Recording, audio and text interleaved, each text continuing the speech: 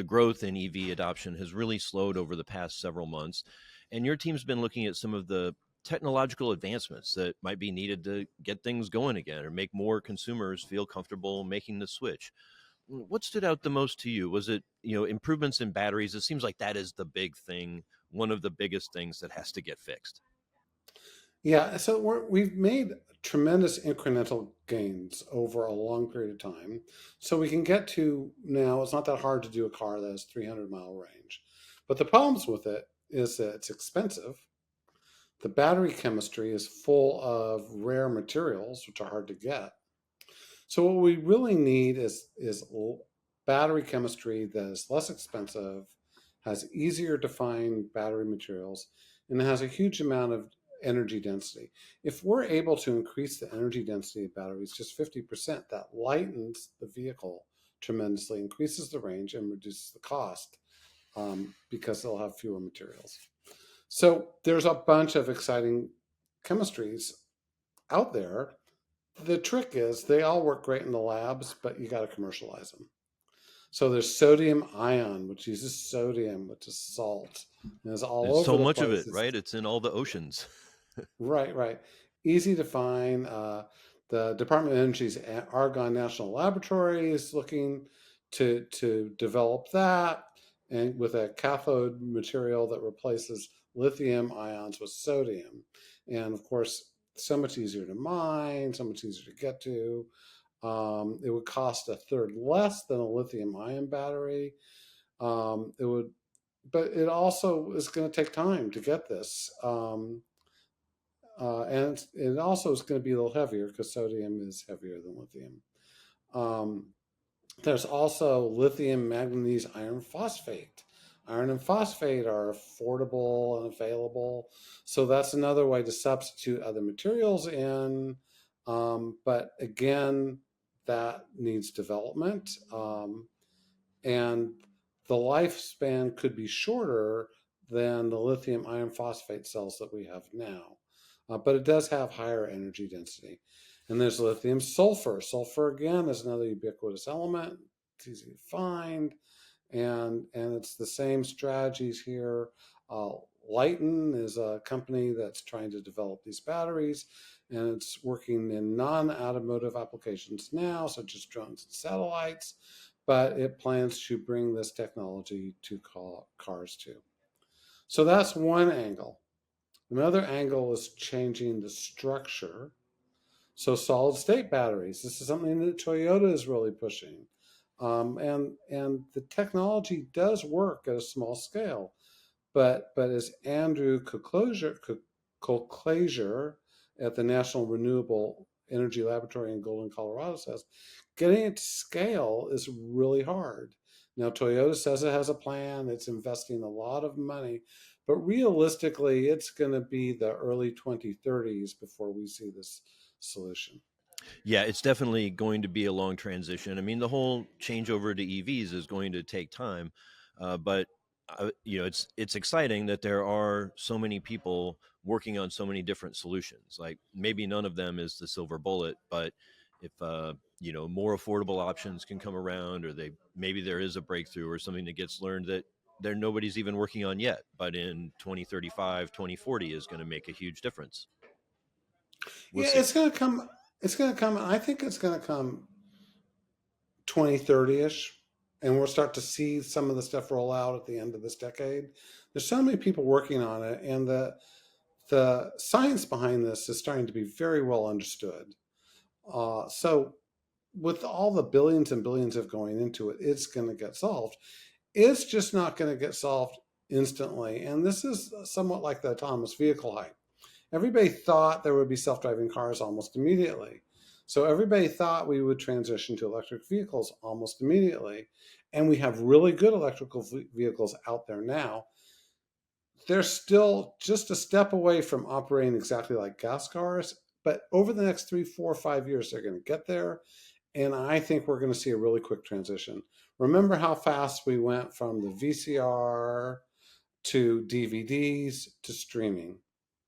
It was lightning fast. As soon as you get a better technology, it replaces the old technology when it's affordable.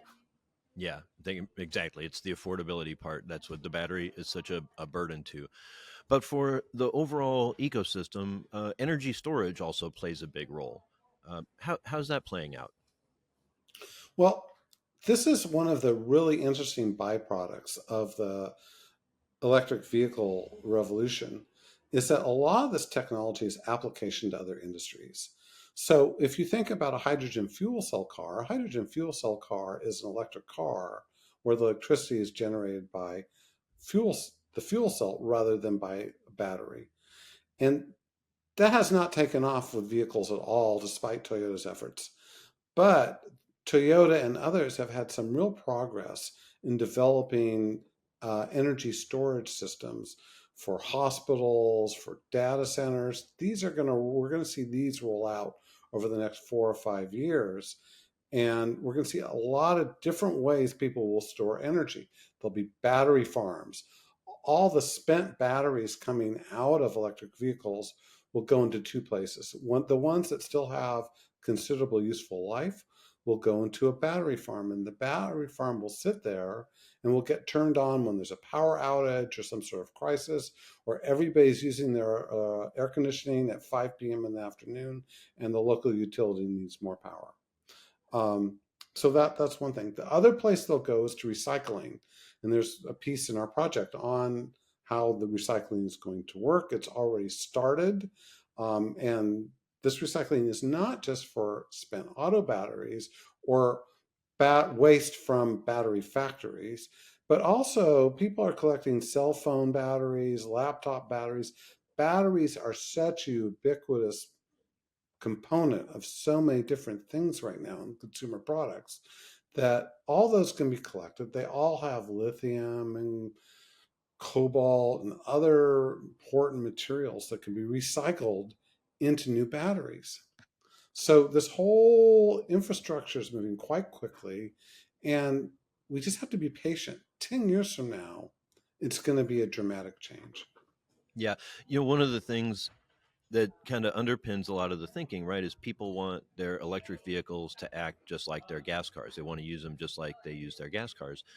And it feels like I understand. I mean, I think I understand it, and they don't want any limits, but really, it's a that it seems to be missing the point, right? I mean, the point of an EV is like you don't have to stop. You don't have to go to the gas station every week. You don't have to go get an oil change every 3 months because you just plug your car in at home, and it should be a lower maintenance, easier lifestyle if you don't have to drive long distances, I guess.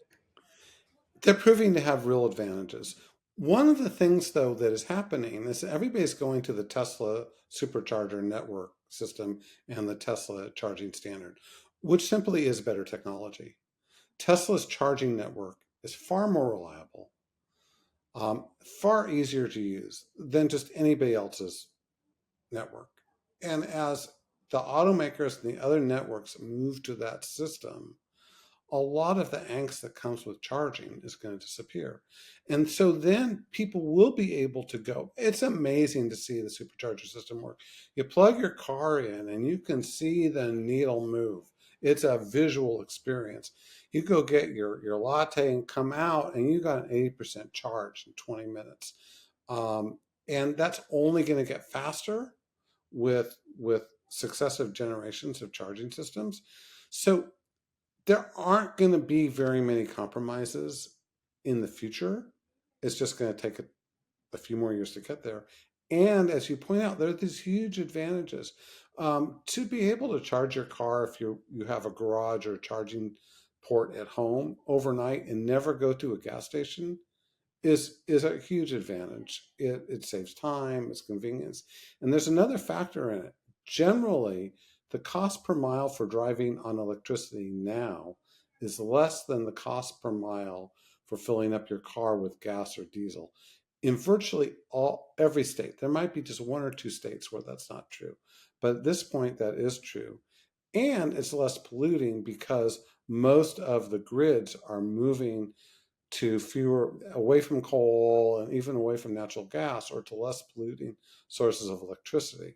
So there's huge benefits both for air quality and for the pocketbook.